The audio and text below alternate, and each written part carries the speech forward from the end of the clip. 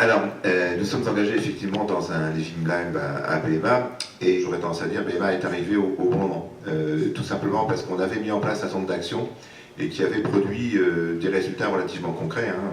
Une entreprise comme la nôtre, c'est 3000 salariés, 440 sites dispersés sur 9 départements. Donc ce sont des déplacements de salariés, ce sont des déplacements logistiques, et on a à peu près 10 à 12 millions de déplacements professionnels, et puis on a un système de courrier entre les agences.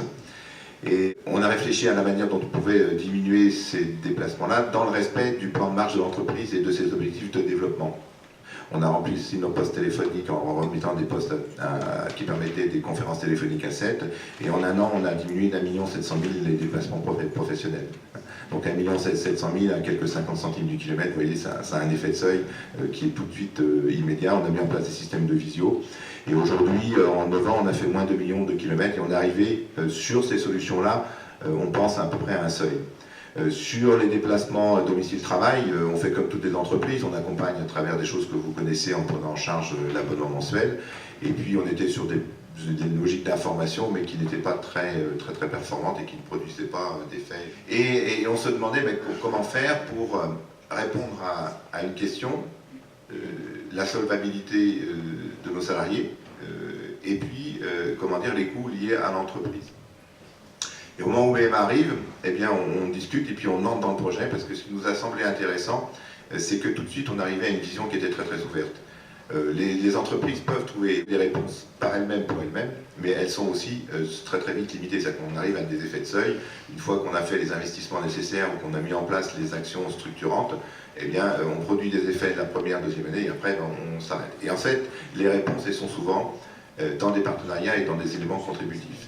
Et donc sur BMA, on va mettre en place 3 démonstrateurs. On en a un qui tourne depuis presque 6 mois maintenant, un peu plus de 6 mois, un deuxième qui va arriver dans quelques semaines, et un troisième qui va mettre un petit peu plus de temps. Le premier démonstrateur, c'est comment répondre d'une manière précise, formelle, pratique, à des demandes qui peuvent être formalisées et formulées par les collaborateurs pour diminuer l'impact de leur trajet domicile-travail. Et puis on s'est posé la question, est-ce que le vélo à assistance électrique peut être une réponse? Voilà.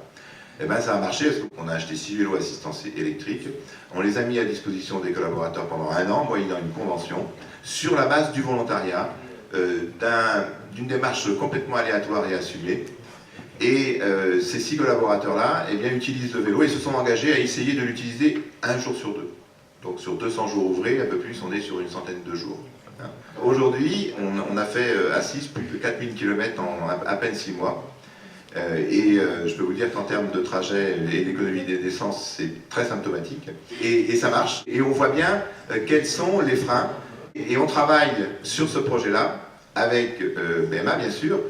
On a fait venir le Vélo6 qui nous a vendu les vélos, qui a participé aux réunions avec les salariés. Les salariés sont très fortement impliqués à la direction des affaires sociales.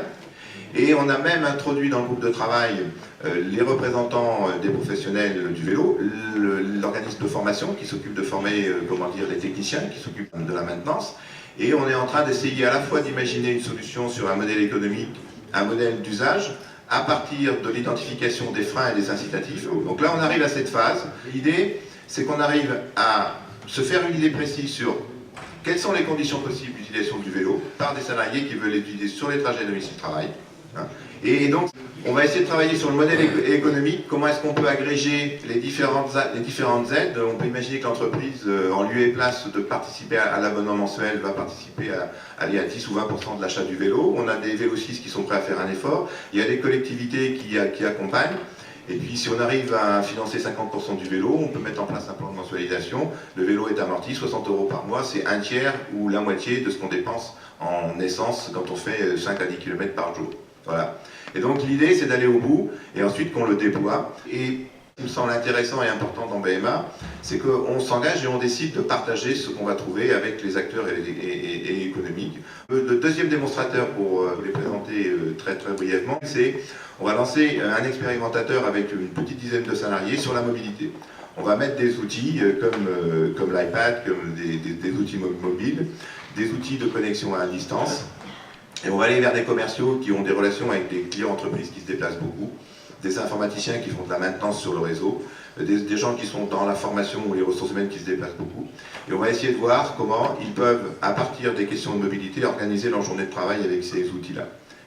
Et le troisième démonstrateur qui devrait lui un petit peu plus décoiffer, on a commencé à travailler avec des entreprises de la zone Atalante, c'est de dire est-ce qu'on ne peut pas à plusieurs entreprises se mettre d'accord pour mettre en place une plateforme d'autopartage et de vélopartage et qu'on pose des voitures sur des parkings, y compris sur les nôtres, en disant on a une partie du parking, eh bien on va mettre des voitures qui via des outils internet pourront être réservées pour les trajets professionnels et les trajets personnels.